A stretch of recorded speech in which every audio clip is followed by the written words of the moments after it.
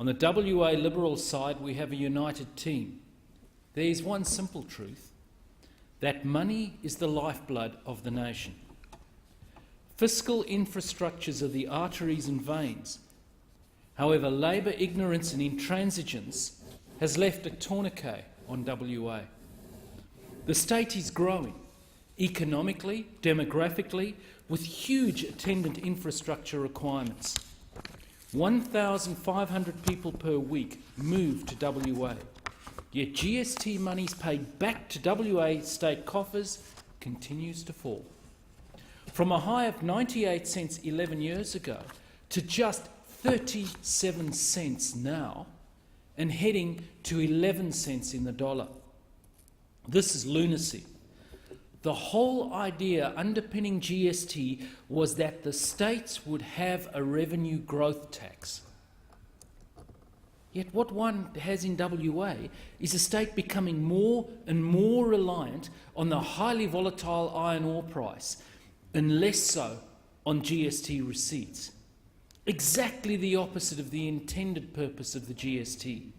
So normally, when a product is so unrepresentative of what it says on the box, one would just return the product to the shop. One could claim that it's not fit for purpose warranty. This is where the debate should go in relation to the GST and the carver. I'm heartened by the renewed vigour of WA State Treasurer Dr Mike Nahan and what he has taken to this war. Indeed, those voices calling for reform are growing. Most important, though, is the voice of the Prime Minister. This is why every Western Australian is eagerly awaiting the White Paper on Federation. Judge a man not by what he says, by what he does, and the Prime Minister is demonstrating by actions such as the Perth Freight Link announcement that he gets WA. The White Paper must consider issues such as the nature of regressive taxation and its negative impacts on growth, increasing and decreasing the rate, and also the scope of taxation and broaden the base. Liberals are never happy with an approach that seeks to slow down the fastest runner.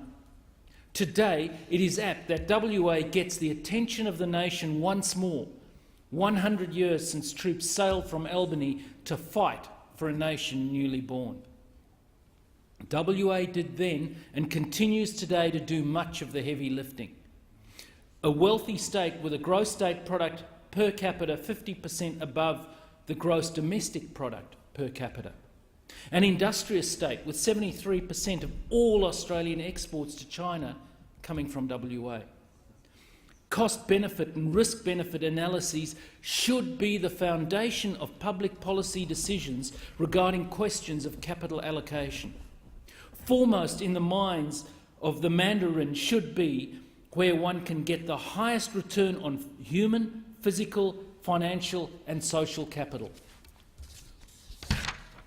The system, as it is, rewards inefficiency, regulatory capture and rent-seeking behaviours.